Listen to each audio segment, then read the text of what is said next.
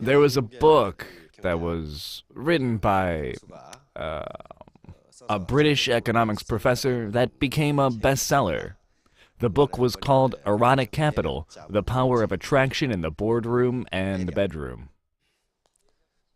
This capital is also known as sexual or attractive capital. The word attractive actually comes from the Latin word attraere, which essentially means to draw or pull towards. The author stated that attractive capital was another form of capital. Now, if you do not individually have some form of capital, it becomes almost impossible to succeed at anything. Although there are various types of capital, one's charm or attractiveness can be considered one as well.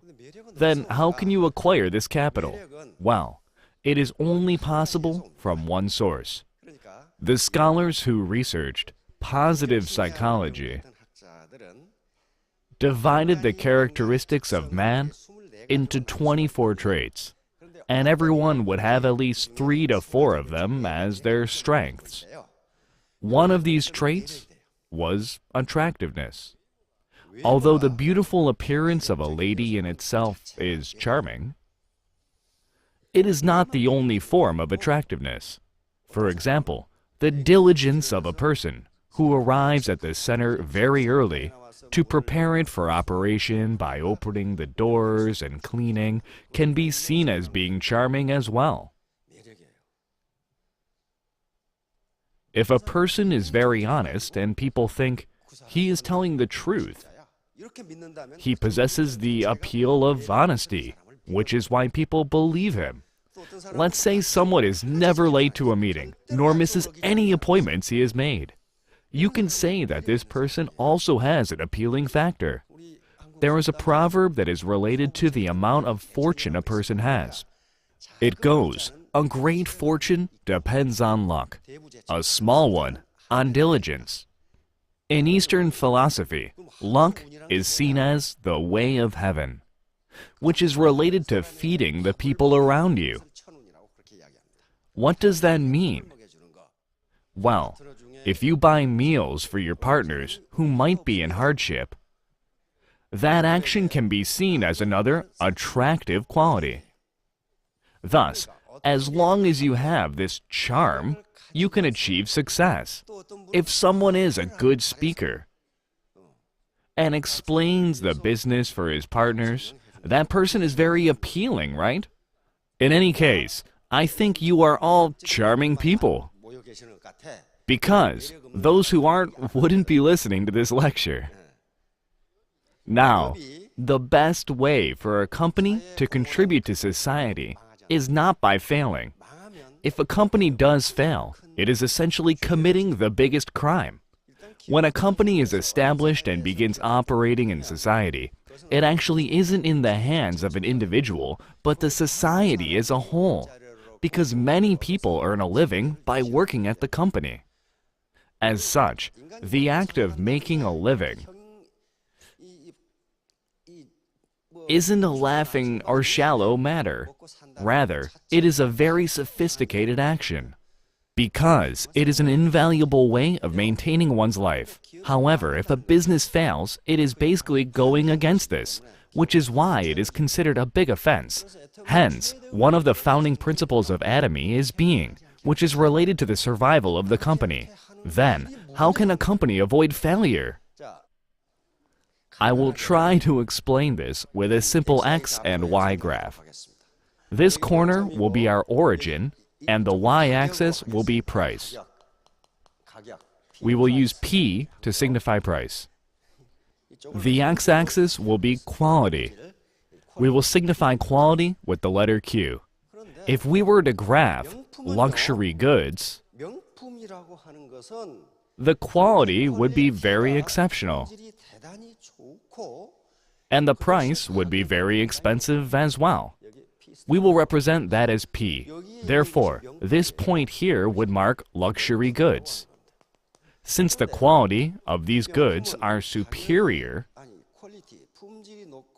and the price is expensive, who would be the target market? The target would be the top 1%.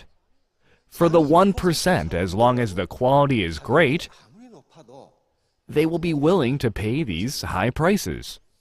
In terms of their wallet size, the price doesn't matter. However, according to many studies, the top 1% are more likely to buy goods at higher prices and feel good about it. So what do global luxury brands do with their price each year? They continue to raise the price at a fixed rate. As a result, no one thinks about buying something next year and just buys a product if they have the capacity to. Now, if the quality of the product was only this much and was sold at P, what would this be? This is essentially what happens at other MLM companies, which is why many people call it a scam. If anything, the price is higher. They might sell a dress shirt for 5K, even though the quality is only this much and the price is very high. Many people are fooled into doing this business because they think it will make a lot of money. Yet, these products themselves don't have any value. How can it have value without any quality? The price of luxury goods don't fall very often, even if it is a used product. Thus, these products have some form of worth, whether it is a displaying value or due to its quality. People feel satisfaction from just owning the product. In economics, this concept is known as utility. Normally, you get this sense of utility by actually using the product. However, the utility for luxury goods are not from their use. Instead, it is from the act of buying or showing off the product, which is known as conspicuous consumption. The utility one gets from such spending is very high. As a result, there is a class of people who enjoy quickly buying higher-priced goods. I'm not saying this is good or bad, because we live our lives finding this utility. Now, for these people, they don't find it from its use, but rather in the consumption and possession of the goods. Hence, the luxury brands are consistent to this concept. Yet, when the quality is only this much and sold at a high price, there are a number of victims. Why is that? Although they would have found value if they had bought luxury goods, they are actually purchasing products that do not have any worth, which means someone will have to suffer. So why are these products priced at this amount? It is due to the belief that money could be made in this manner. Unfortunately, they didn't earn money, failed, and many people became victims. As a result, if products of a lower quality than these luxury goods were sold at a lower price, like P1, people would be willing to buy them, and no one would be harmed. Hence, lower quality products being sold at a lower price would be okay as the goods aren't being overcharged. Now, what would happen if the quality was on par with luxury goods, but the products had a lower price that was set to P2? In this scenario, the luxury brands would go under. If the quality was very similar, or even if it was slightly lower, but the price was lowered substantially, these companies here would all fail. What kind of market would that be? Eh? I guess everyone's excited since you're just randomly adding Atomy to everything. This is what has happened in the current cell phone market. The saturation state of cell phone technology is very high in the market. There is almost no difference in technology between cell phones. It is generally just design differences. Even the applications have become so similar due to their development. Thus, if cell phones with similar technology are sold at a much lower price, these companies here receive a big blow. As such, even the world's greatest company can still fail. Then what does Atomy mean by absolute quality and absolute price? Basically, in terms of quality, we are similar to the luxury goods, but we are selling at a price that is all the way down here. We will call this lower price as PA for Atomy. Why do you think Atomy set the price here? Well, Atomy would go bankrupt otherwise. One of Atomy's company vision is members' success. I have yet to see any company that has set their vision to the success of their customers. It is generally customer satisfaction or customer affection, right? This doesn't necessarily mean that these companies are bad. Rather, they are set this way for the survival of the company. If that's the case, why did Atomy set it to members' success? The business needs to help the member achieve success. And it should also allow them to make compensation if they do well. With the success of the members and partners, the sponsors would also be able to become successful. This would allow Atomy not only to survive, but also exceed. What does that mean? It means that the president is extremely smart. What about the people who sell low-quality products at this price? They are not very intelligent. You won't be able to maintain the business, because you cannot fool all the people all the time. This is from the quote, "You can fool all the people some of the time, and some of the people all the time, but you cannot fool all the people all the time." Thus, products that are of high quality need to be set to a price at this level if we want to survive and be in a state of being. An economics professor at the University of Chicago wrote a book that predicted that around 90% of jobs will disappear in about 30 to 40 years. Keep in mind that 30 to 40 years is not a lot. Basically, it will be the time when your children or grandchildren are already active in the job market, and they won't be able to make a living without today's jobs, because those jobs wouldn't exist, and they would be doing different things. So, if we want to be around 60 to 70 years later, we need to survive, right? If we aren't able to, what will happen to the creation of income or jobs? Hence, Atomy doesn't have absolute product and absolute price, which is essentially a policy for maintaining high quality at a low price. Out of the goodness of the heart, but because it is the smartest method, and the policy will allow the company to survive. It might not be the easiest way for Atomy contractors to make money. However, all the ways to easily make money are gone, because the smart people have already taken them. Then, what course is left for ordinary people? Well, if you can reap what you sow, you would be doing something that is just and proper. It would be uncommon to earn more than the effort you put in, right? What happens if you earn less than that? You would think that it is extremely unfair. As such, Atomy is oriented towards reaping what you sow. In other words, you won't be able to earn money like a thug. There are many people who make money like this in society, but I have yet to see any of them live the rest of their lives happily.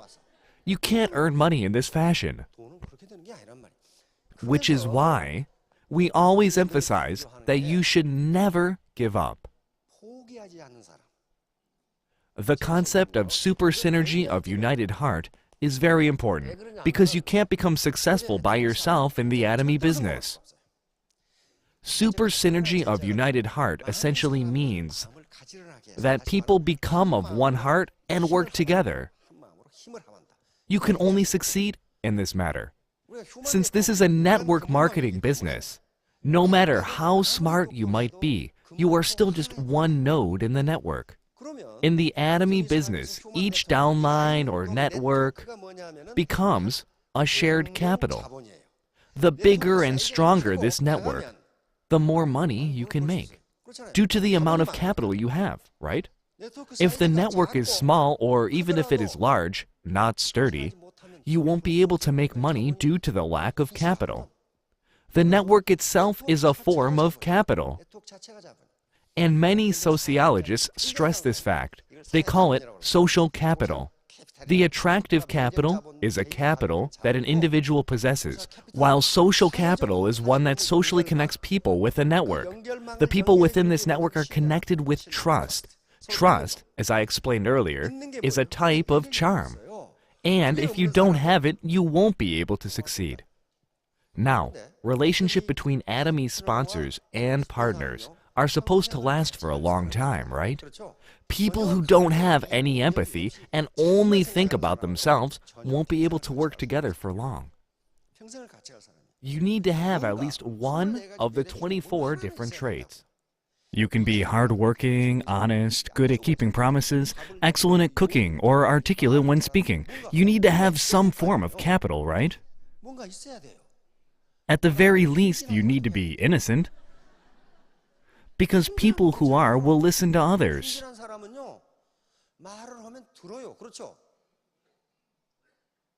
People who listen to others are better than those who don't.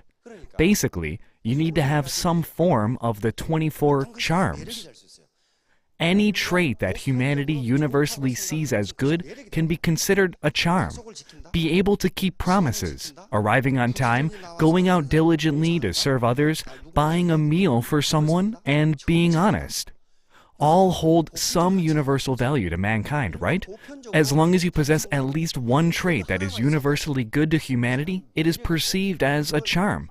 Thus, the positive psychologists believe that you shouldn't try to develop talent you don't have, but instead cultivate the strongest ability you possess if you want to achieve success. For example, if you aren't good at speaking, you won't get better at explaining the business by studying. There is one royal leader who said, "My specialty is driving," and did his best with that, while his sponsor explained the business for him. As such, his driving became his charm. Now, as I look around, I can tell that all of you have attractive qualities, but you need to first ask yourself, should I do this business or not? In other words, you're asking yourself, will you reap what you sow? Won't the people at the top or the sponsors take it all? And isn't this going above and beyond my ability? Because the other MLM business in the past went down this path. The longer you did the MLM business, the more products you had to store, since people wouldn't buy these expensive, low-quality items that had no value or worth. You also have to ask yourself, can someone like myself succeed? Because you might be a normal housewife, or was an educator for 20 to 30 years, or even a public civil servant. Even if you don't have any network marketing experience, you will be able to succeed as long as there is super synergy of united heart. If you try to do this alone, you will never achieve success. The third question is, what can I do to succeed? Although you won't be able to suddenly answer all three questions at once, you need to make these decisions on your own.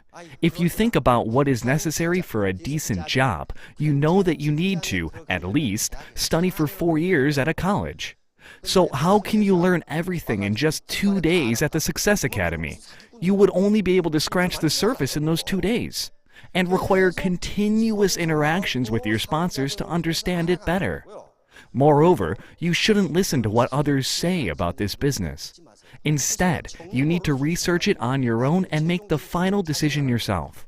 If you believe it to be a scam, then don't do the business. Yet, if you think it isn't, then you can decide to do it. There are 3 types of disciplines that are necessary for success, and it is impossible to be successful without these studies. The first discipline is having a cool head, which is the ability to make rational and level-headed decisions. Not only do you need a cool head, but you also need a warm heart, which is about showing kindness to others. In essence, you use your attractiveness and care for the people in your downline. People who only think about themselves can't live a good life. The last one is busy hands and feet, which is about diligence and taking action. Only when you have mastered these three disciplines can you achieve success. Hot-headed people are just noisy and don't accomplish much. All they do is create trouble and make things worse. The opposite of a warm heart is having a cool heart. People who are lazy don't have busy hands and feet, and can't become successful even if they have a cool head and a warm heart. You must take action if you want to succeed. If you go to the center at 10 in the morning, sit down and read the newspaper at a table, complain about how everyone is wrong, and then go home when the time comes, how can you achieve success when you didn't take action? In Aesop's fable, who wins in the famous The Tortoise and the Hare? The tortoise did, right? In truth, the Atomy business is like this race. People who think they are the best and recklessly rush things tend to give up and can't be found after some time. Yet, those who were slow and steady eventually became star and royal masters. As such, you should never give up, because you will face many difficulties along the way. The phrase, "get crazy to reach," is actually a pun, because crazy can mean that you need to be insane, or just passionately excited about something in order to achieve success. This phrase isn't from any of the classics, and is a pun that was created in modern times. A pun is a humorous use of words to emphasize or suggest different meanings with like-sounding words. In essence, it is a play on words. Hence, this phrase is more or less a pun. For this phrase, the word crazy is referring to immersion. A few years ago, Samsung used this as their motto for the year. Although this was created by modern society and not from the classics, it is still a very important concept. In the Analects, there is a famous line that reads, "They know who the truth are not equal to those who love it, and they love who it are not equal to those who delight in it." Simply put, unless you enjoy what you do, you can't become immersed. People who want to become actors and musicians can succeed as long as they enjoy it. Although people like Chan Ho Park, Ju Young Chung, Beethoven, Van Gogh, and Einstein might be in different fields, they were all crazy about what they were doing. As such, they were able to achieve success in their respective area of expertise. Going crazy can be defined as immersion, devotion, and commitment. Therefore, you need to focus your mind on whatever you do. Now, I will conclude this lecture with a quick review about the three disciplines that are necessary for success. What kind of head is required? Right, you need a cool head, which is about making rational and level-headed decisions. If you joined a company that sold low-quality products at expensive prices like in our example, it means that you don't have a cool head, right? Right? Rationally thinking, you will realize that this won't work. Only people who are rash and hot-headed would do this.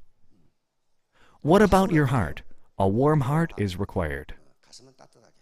In other words, it is about the success of the members and partners, as well as your consumers, by providing help to their domestic economy. You must never lie if you have a warm heart. Last, we have busy hands and feet, which means being diligent. You can't be hardworking with just your mouth and say, "He did this, she did that, everyone is wrong." You need to do what you think. Rather, you need to be active with your entire body. I hope all of you can become Star and Royal Masters in 3 to 5 years. Thank you for listening.